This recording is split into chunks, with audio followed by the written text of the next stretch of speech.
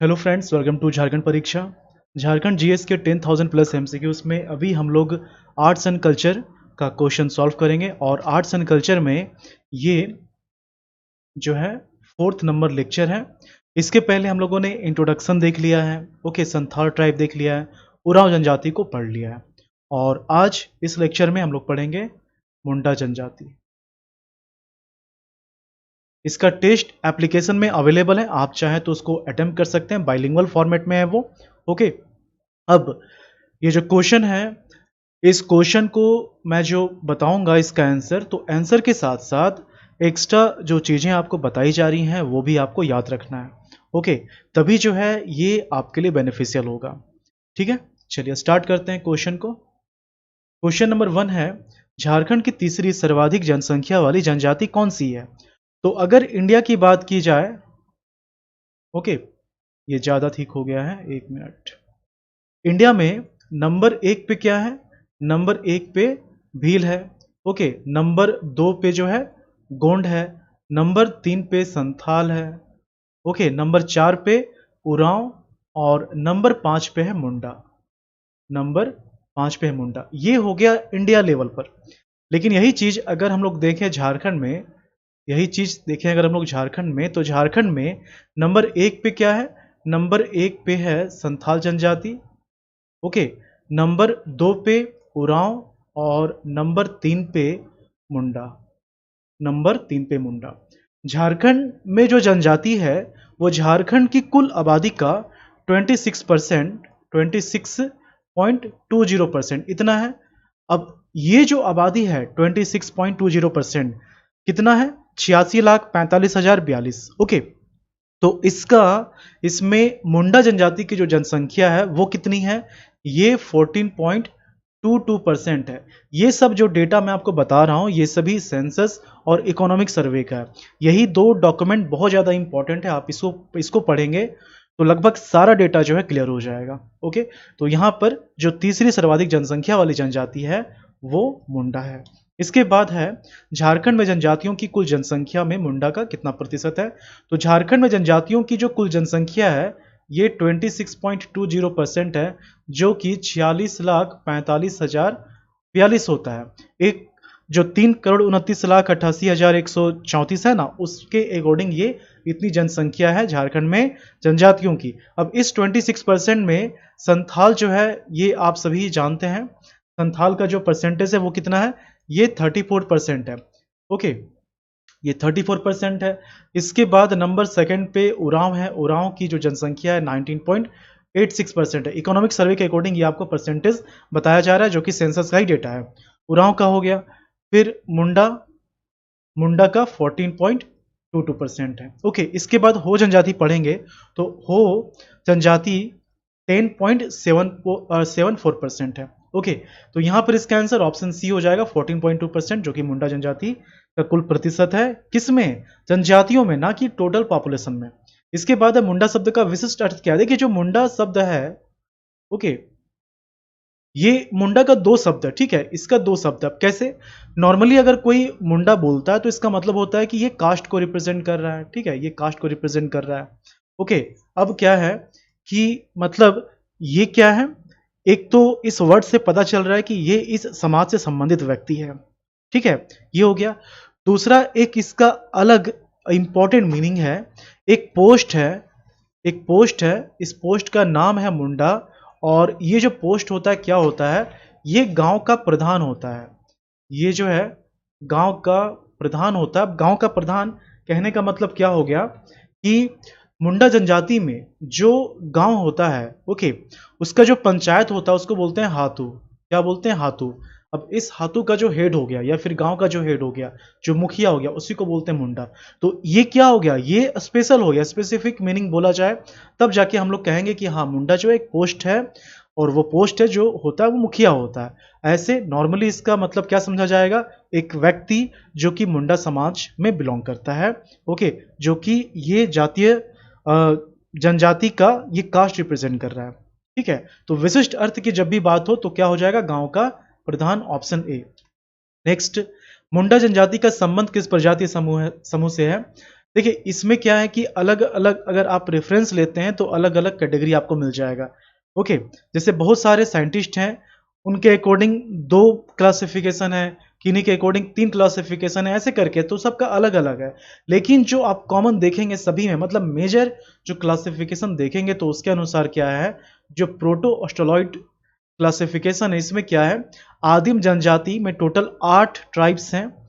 इसमें से बिरजिया को छोड़ दीजिए तो टोटल 7 इसमें आ जाएगा। ओके, इसके अलावा संथाल है, ठीक है, संथाल हो गया, फिर हो जनजाति है, खड़िया है, भूमिज है, तो ये सभी किस में आ जाएगा, प्रोटो ऑस्ट्रोलॉइड में।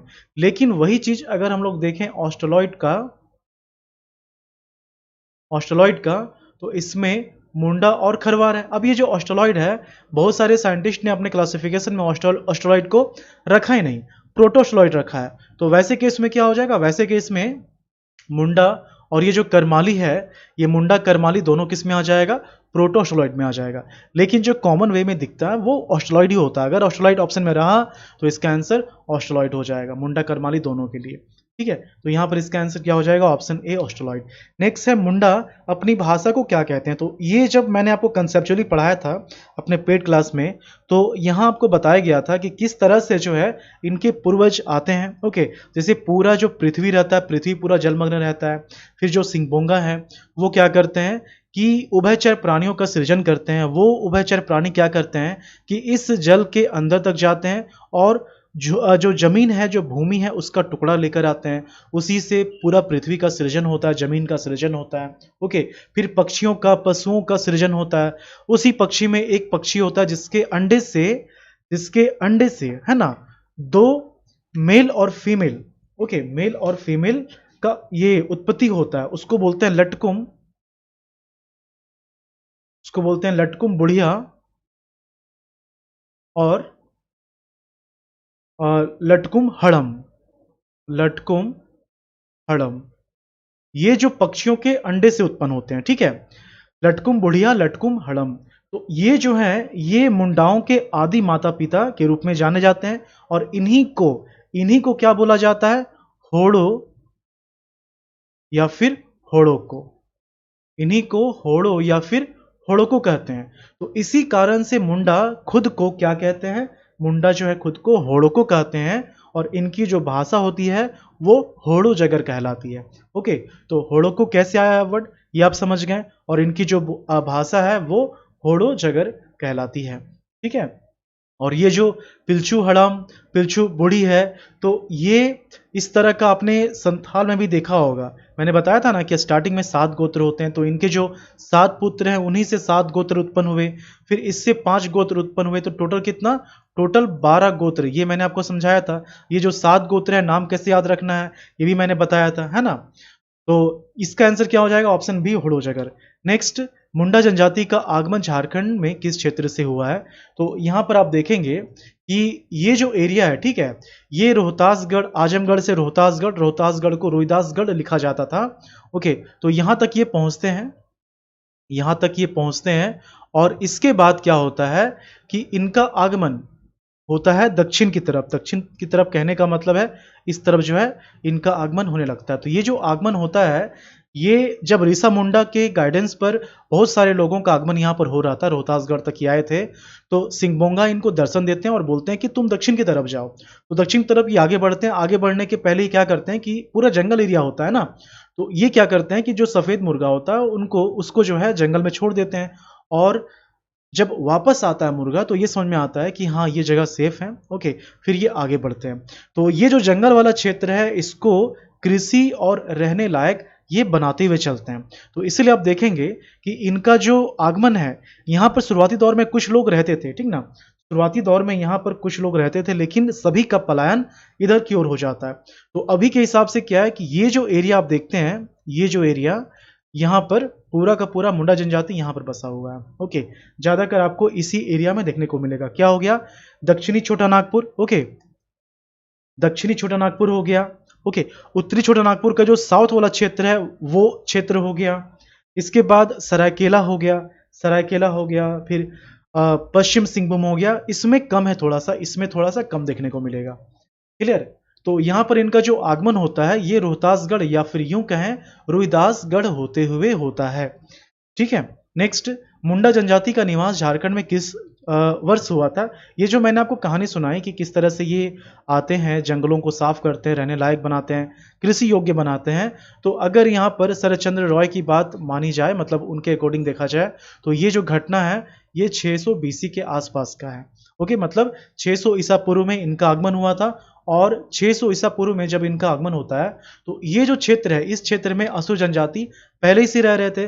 तो शुरुआत में क्या होता है कि ये दोनों साथ में रहते हैं, दोस्ती होती है, लेकिन धीरे धीरे दोनों में संघर्ष होने लगता है, और जब संघर्ष की स्थिति उत्पन्न होती है तो असुरों को ये जगह छोड़ना पड़ जाता है। ओके, मुंडा जो है हावी हो जाते हैं, और फिर बहुत समय के बाद जब उरांव का आगमन होता है तो यहाँ से मुंडाओं का पलायन दक्षिण की ओर होने लगता है, और इसीलिए ये जो दक्षिणी छोटा नागपुर का एरिया है यहाँ से कोल्हान की ओर ये बस जाते हैं, और वो बाद में हो जनजाति कहलाते हैं। ओके, तो जो हो जनजाति ये खुद को मुंडा का ही पार्ट मानते हैं, कोई अलग ये खुद को नहीं मानते हैं। यहाँ पर इसका आंसर ऑप्शन सी 600 ईसा पूर्व हो जाएगा। इसके बाद है मुंडा जनजाति का निवास झारखंड के किस क्षेत्र में सबसे ज्यादा है? संथाल परगना नहीं होगा, कोल्हान हो सकता है, दक्षिणी छोटा नागपुर हो सकता है, उत्तरी छोटा नागपुर भी हो सकता है, लेकिन सबसे ज्यादा कहाँ है? सबसे ज्यादा है दक्षिणी छोटा नागपुर में। ओके, सबसे ज्यादा दक्षिणी छोटा नागपुर में। इसके बाद देखते हैं, इसके बाद जो है पातर मुंडा अधिकतर किस क्षेत्र में निवास करते हैं? अच्छा, यहाँ जो डिवीजन है, तो डिवीजन में ध्यान देना है कि जो मुंडा जनजाति है ये अगर सोमा सिंह मुंडा की बात देखी जाए तो ये दो पार्ट में डिवाइडेड है। इसको बोलते हैं महलिको, ओके, और एक है कोम्पाट, एक है कोम्पाट मुंडा। ओके, अब इसका जो है 13 उपशाखा है और इसका 13 उपशाखा है। क्लियर? तो इसी में से एक आता है पातर मुंडा जो कि तमाड़ क्षेत्र में रहता है, और ये जो पातर मुंडा है इसी को तमाड़ी मुंडा भी कहा जाता है, ये तमाड़ क्षेत्र में रहता है। ओके, जो पंचपरगनिया वाला क्षेत्र है। क्लियर? राहे, बुंडू, तमाड़, सोनाहातू, सिल्ली, ये सभी क्या है? पंचपरगनिया है, मतलब पंच परगना है, सॉरी, पंच परगना तो लैंग्वेज हो गया, पंच परगना वाला क्षेत्र हो गया। ऑप्शन सी तमाड़ हो गया। नेक्स्ट है खूंट का संबंध मुंडा जनजाति में किससे है? तो जब ये स्टार्टिंग में आते हैं, पूरा जंगल वाला क्षेत्र रहता है, तो इस क्षेत्र को ये रहने लायक कृषि योग्य बनाते हैं। तो जंगलों को साफ करके जिन्होंने इस भूमि को तैयार किया उसको क्या कहा गया? उसको कहा गया, ये जो जमीन है इस जमीन को कहा गया खूंट कट्टी, खूंट खूंट कट्टी भूमि।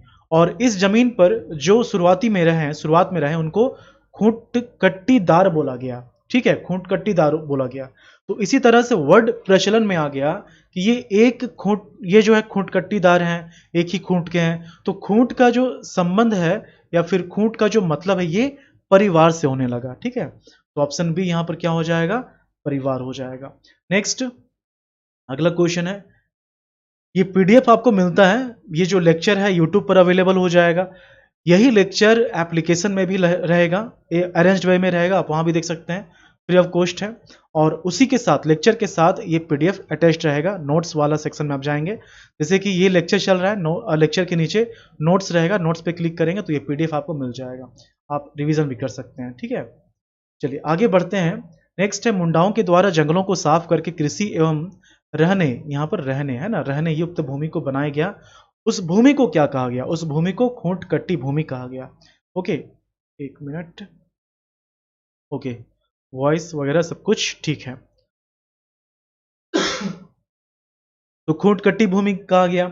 यही चीज अगर हम लोग देखें उरांव जनजाति के लिए तो क्या कहा गया? इसको भूइहर भूमि बोला गया है। ठीक है, यहां पर इसका आंसर खूंटकट्टी भूमि हो जाएगा। नेक्स्ट है प्रचलित विवाह सबसे ज्यादा कौन सा है? किसी भी ट्राइब में ज्यादातर आप देखेंगे कि जो प्रचलित विवाह होता है वो क्या होता है? वो अरेंज्ड मैरिज होता है। अब इसके नाम अलग अलग हैं अलग अलग ट्राइब में। जैसे कि जब आपने संथाल पढ़ा था तो संथाल में अरेंज्ड मैरिज को सादाई बापला या फिर किरिंग बापला कहा जाता है, एक टुनकी दिपिल बापला भी होता है। तो ये संथाल में हम लोगों ने देखा। मुंडा जनजाति में जो सबसे प्रचलित विवाह है वो अरेंज्ड ही है, लेकिन इसका नाम आयोजित विवाह है। क्या है? आयोजित विवाह है। अच्छा, विवाह के संबंध में आप याद रखिएगा कि मुंडा जनजाति में बाल विवाह को भी मान्यता मिला हुआ है।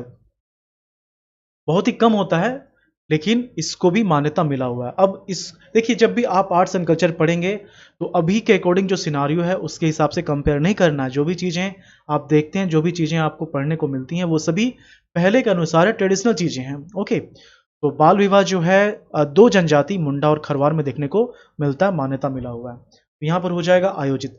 सांगा विवाह क्या है? जो रीमैरिज होता है वही सांगा हो गया। हट विवाह क्या है? जो लड़की के द्वारा लड़के के घर में जबरन रहा जाता है, सास ससुर की सेवा की जाती है, खुद को भी प्रताड़ित करती ताकि शादी करवा दिया जाए, तो उसी को हट विवाह बोलते हैं। राजी खुशी क्या, लव मैरिज है, इसमें लड़का लड़की दोनों जो है तैयार होते हैं।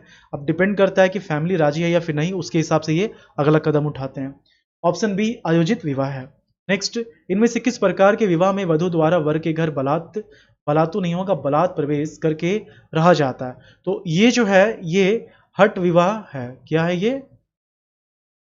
हट विवाह है। ठीक है, अब इसके नाम अलग अलग होते हैं, कहीं पर सिंपली हट विवाह ही बोल दिया जाएगा और कहीं कहीं जो है इसका नाम होता है, जैसे कि संथाल में इसको निर्बोलक बोला जाता है। संथाल में इसको क्या बोला जाता है? निर्बोलक बोला जाता है। ओके, तो ये चीज ध्यान देना है। ठीक है, तो यहां पर क्या हो जाएगा? ऑप्शन सी हट विवाह हो जाएगा। ओके, इसके बाद मुंडा जनजाति में युवागिरी को क्या कहा जाता है?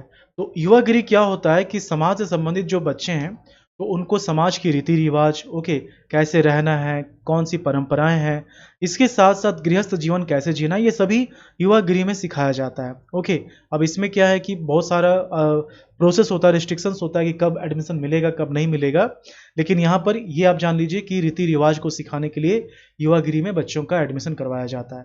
तो अलग अलग ट्राइब में अलग अलग नाम है। ओके, तो यहाँ पर जैसे कि संथाल हम लोगों ने पढ़ा है, तो संथाल में आपको बताया गया है कि जो युवागिरी होता है उसको क्या बोलते हैं? उसको बोलते हैं घोटुल। फिर आपको उरांव पढ़ाया गया है, तो उरांव में क्या बोलते हैं? उरांव में बोलते हैं धुमकुड़िया। ओके, अब मुंडा जनजाति है, तो मुंडा जनजाति में जो युवागिरी होता है उसको क्या बोलते हैं? उसको गीती ओड़ा बोलते हैं। क्या बोलते हैं? गीती ओड़ा।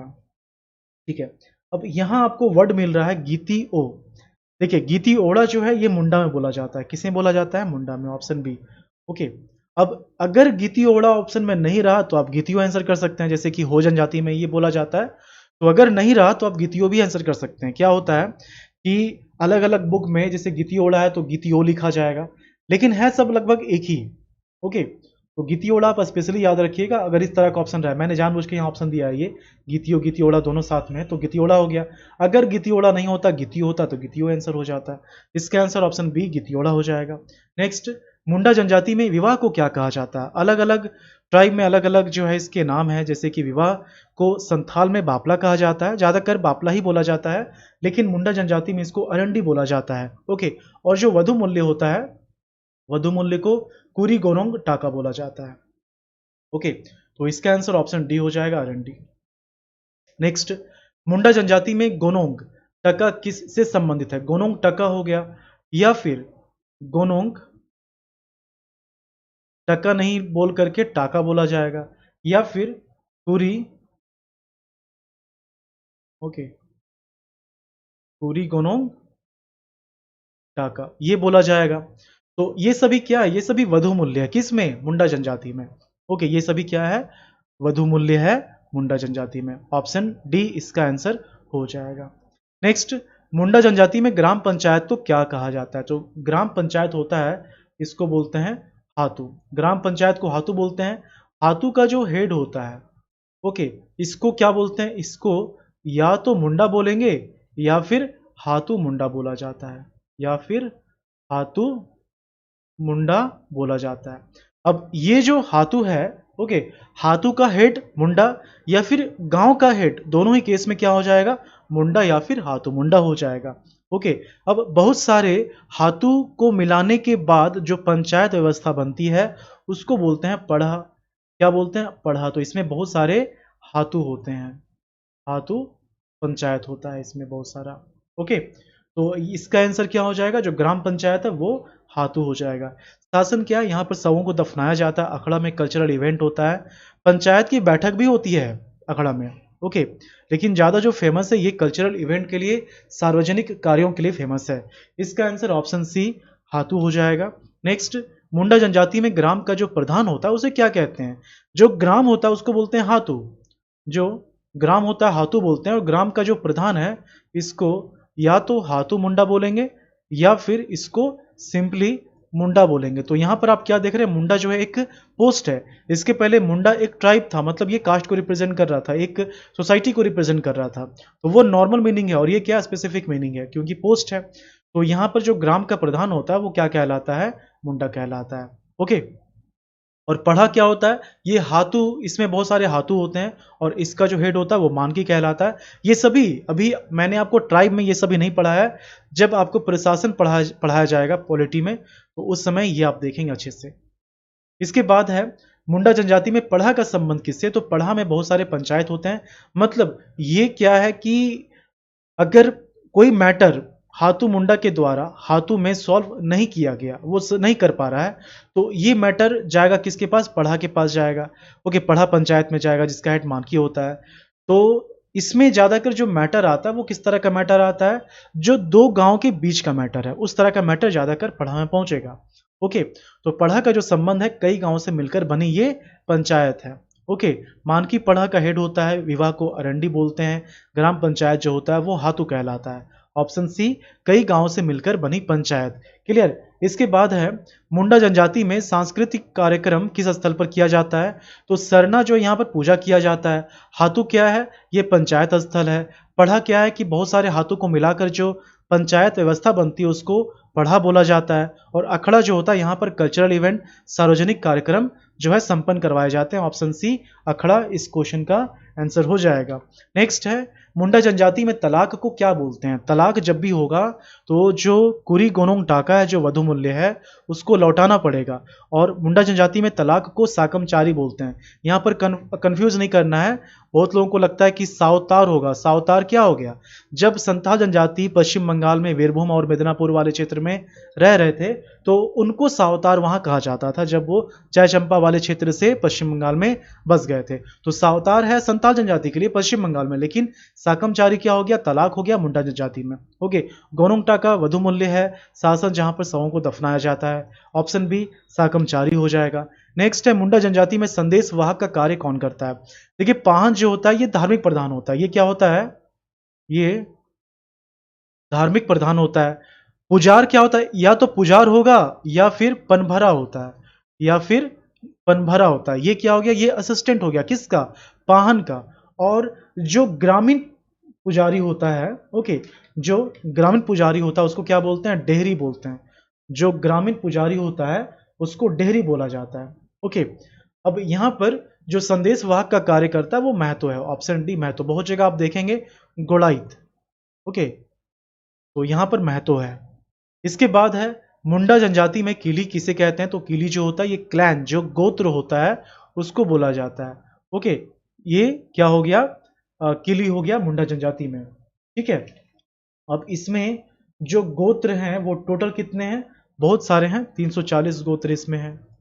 340 गोत्र हैं, और ये टोटमिक होता है। टोटमिक कहने का मतलब ये हो गया कि सभी गोत्र का एक प्रतीक चिन्ह होता है, और इस प्रतीक चिन्ह की पूजा की जाती है। ओके, घर का जो मुखिया होता है उन्हीं के द्वारा प्रतीक चिन्ह की पूजा की जाती है, टोटम की पूजा की जाती है। इसी को बोलते हैं टोटम। ओके, बहुत सारे ट्राइब है जिसमें कि गोत्र तो है लेकिन उसका टोटम नहीं है। ये आपको समय के साथ पता चलता रहेगा। यहाँ पर इसका आंसर क्या हो जाएगा? ऑप्शन बी, गोत्र। सोमा सिंह मुंडा के अनुसार मुंडा जनजाति की कितनी शाखाएं हैं? तो सोमा सिंह मुंडा के द्वारा ये क्या हो गया? एक हो गया महलिको, और एक हो गया कोम्पाट मुंडा। ओके, अब क्या है कि इसको भी फर्दर 13 उपशाखा में डिवाइड किया गया है सोमा सिंह मुंडा के द्वारा, दोनों को। ओके, तो ऑप्शन बी इसका आंसर हो जाएगा। इसी में पातर मुंडा, तमाड़ी मुंडा आता है, जो कि तमाड़ क्षेत्र पंचपरगना के क्षेत्र में रहता है। ऑप्शन बी 13 हो जाएगा। नेक्स्ट, सोसो बोंगा क्या है? ये 7th जेपीएससी के एग्जाम में आया था। तो सोसो बोंगा जो है ये क्या है? लोक कथा है। ओके, मुंडा जनजाति की परंपराओं के बारे में इसमें जानकारी मिलती है। ये एक लोक कथा है। इसको बैलेट पेपर भी बोलते हैं मुंडा जनजाति के लिए। ओके, हिस्ट्री आप पढ़ेंगे, झारखंड का जो हिस्ट्री है, एंशिएंट हिस्ट्री, झारखंड का जो एंशिएंट हिस्ट्री है या फिर ट्राइब का जो प्राचीन काल रहा है, उनके बारे में जानकारी कैसे मिलती है? लोक कथाओं से मिलती है। तो लोक कथा झारखंड के लिए बहुत ही इंपॉर्टेंट सोर्स है और ये गीतों के माध्यम से, कहानियों, किस्सों के माध्यम से अभी तक चलती आ रही है। ओके, तो यहाँ पर ऑप्शन ए जो है इसका आंसर हो जाएगा। नेक्स्ट है, मुंडा जनजाति में महिलाओं का कौन सा कार्य वर्जित है?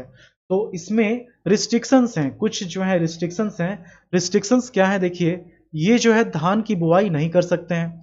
ओके, उसके बाद जो घर का छत होता है, जिसको बोलते हैं छप्पर, क्या बोलते हैं? छप्पर। घर का जो छत होता है तो उस पे ये नहीं चढ़ सकती हैं।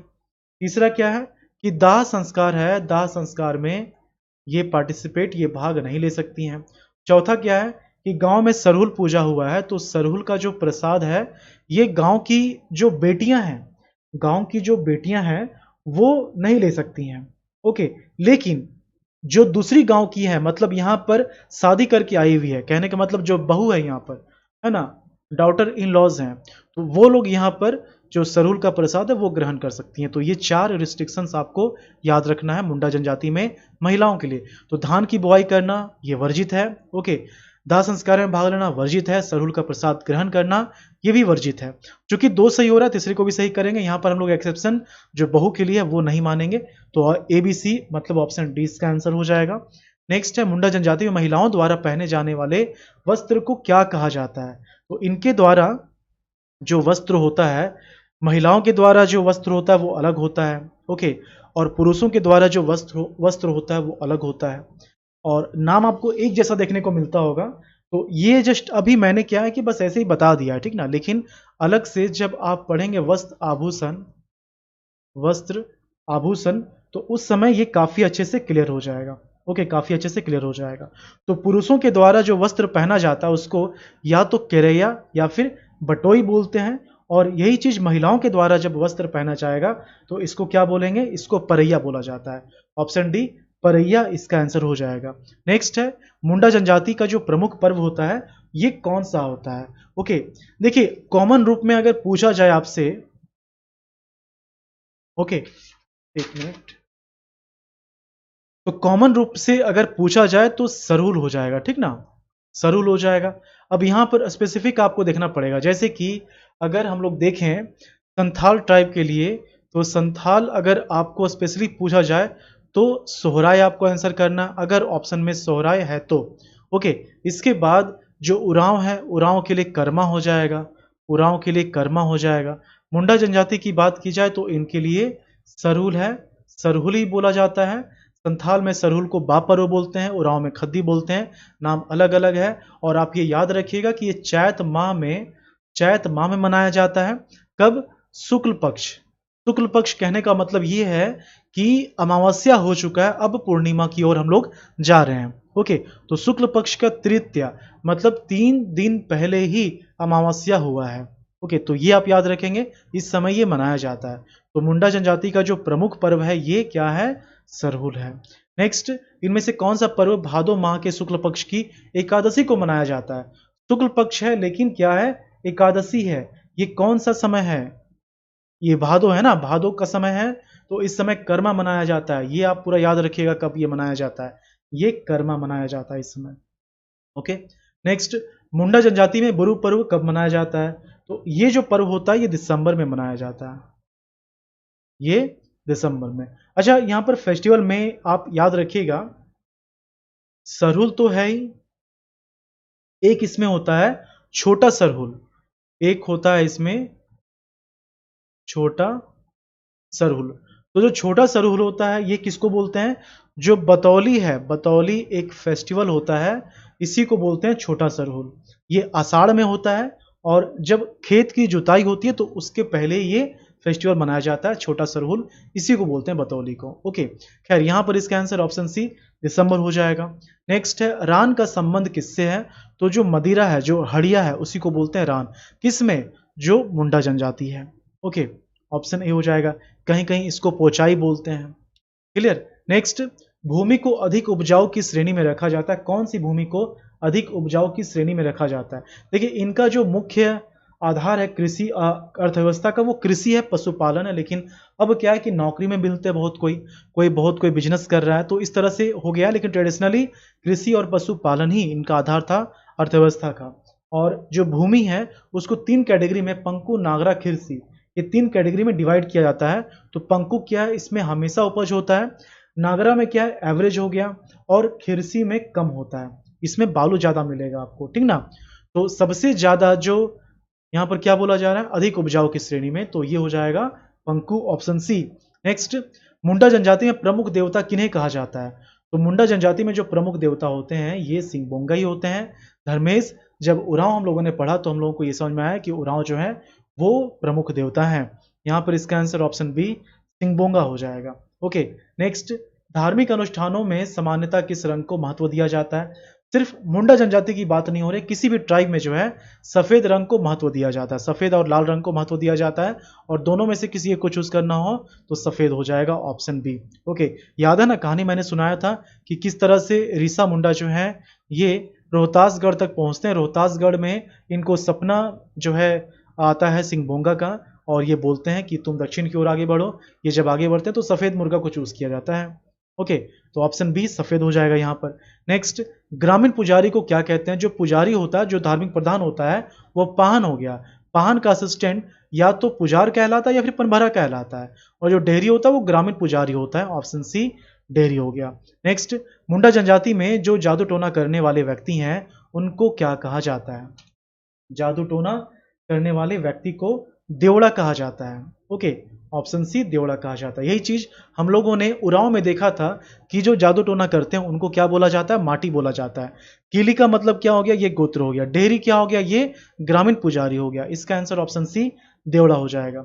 नेक्स्ट, पूर्वजों की स्मृति में शासन में रखे गए शिलाखंड को क्या कहते हैं? तो ये जो शासन में जो दफन किया जाता है मृतक शरीर को, तो इसके ऊपर एक लंबा शिलाखंड रखा जाता है जिसको शासनदरी बोलते हैं, या फिर इसी को मोदरी भी बोला जाता है। इसी को मोदरी या फिर शासनदरी बोलते हैं। तो ये स्मृति, पूर्वजों की स्मृति में ये रखा जाता है, तो ये शासनदरी हो गया। क्या हो गया? ये शासनदरी हो गया, ऑप्शन ए। ओके, यही चीज है। इसके बाद है मुंडा जनजाति में इनमें से कौन सा ग्राम देवता है? तो जो ग्राम देवता है यहाँ पर देखिए, जाहिर एरा, आप लोगों ने संथाल में पढ़ा था कि जो क्या बोलते हैं, ग्राम देवता जो है वो जाहिर एरा है, जाहिर थान में निवास करते हैं। ओके, फिर ठाकुर देव जो है, ठाकुर देव देखिए सबसे इंपॉर्टेंट है वो सिंगबोंगा। सबसे इंपॉर्टेंट कौन है? सिंगबोंगा है। अब उसमें क्या है कि सिंगबोंगा के अलावे भी अलग अलग देखने को मिलेगा देवता, ठीक है। जैसे कि यहाँ पर हाथू बोंगा जो है ये क्या हो गया? ये ग्राम देवता है, किसमें? मुंडा जनजाति में। जाहिर एरा किसमें थे? संथाल में। यहाँ पर ठाकुर देव है। तो जो ठाकुर देव होता है ये किसका होता है? ठाकुर देव, एक मिनट एक मिनट,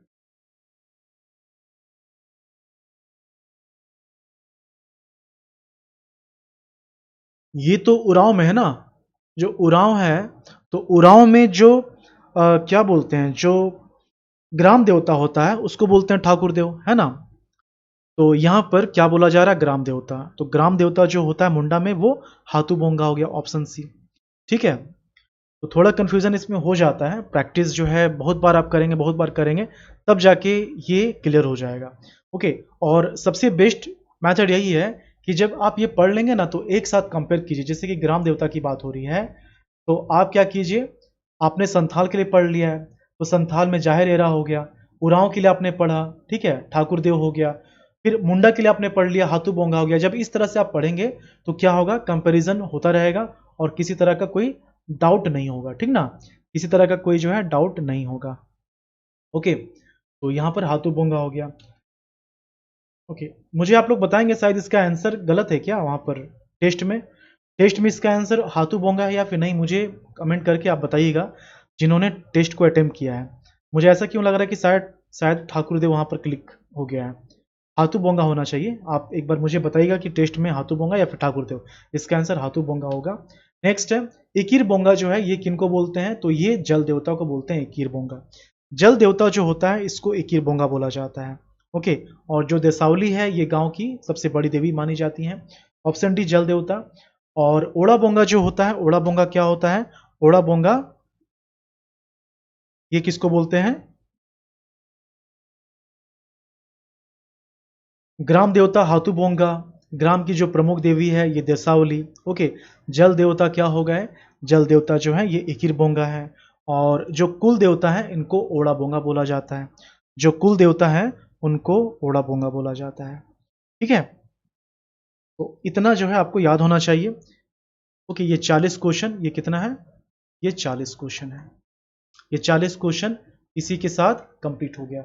अच्छा, यहाँ ध्यान देना है कि जो बाकी देवता है ना, तो इनकी जो पूजा है ये पाहन के द्वारा, पुजार के द्वारा किया जाएगा, पनभरा के द्वारा किया जाएगा। लेकिन कुल देवता की पूजा गांव, ये घर का जो मुखिया है उनके द्वारा किया जाएगा। ठीक ना? साथ ही साथ जो टोटम का जो टोटम होता है इसको बोलते हैं इष्ट चिन्ह। इष्ट चिन्ह, इसकी भी पूजा जो है ये घर के मुखिया के द्वारा ही किया जाएगा। ओके, तो इतना आपको पता होना चाहिए। इसी तरह से सारे लेक्चर्स कंप्लीट किए जाएंगे। ओके, और एग्जाम के बहुत पहले ये कंप्लीट हो जाएगा। अब ये शेड्यूल में चलेगा सब कुछ। टेलीग्राम आप ज्वाइन कर सकते हैं, क्योंकि जो भी शेड्यूल होता है क्लास का वो टेलीग्राम में ही बताया जाता है। एप्लीकेशन को आप डाउनलोड कर सकते हैं। और मेरा पेड कोर्स चलता है झारखंड जीएस का 499 का। इसमें 250 से भी ज़्यादा लेक्चर्स अवेलेबल होंगे, लेकिन सारे लेक्चर्स रिकॉर्डेड होंगे। ये 11th JPSC PT plus JSSC CGL दोनों के लिए एप्लीकेबल है। ओके, और जिस तरह से मैं यहाँ पढ़ा रहा हूँ वैसे ही वहाँ पर पढ़ाऊँगा, मतलब इसी तरह से लैपटॉप में। ओके, डेमो क्लासेस वहाँ पर अवेलेबल है, आप देख सकते हैं। चलिए मिलते हैं नेक्स्ट क्लास में। Thank you for watching Jharkhand परीक्षा।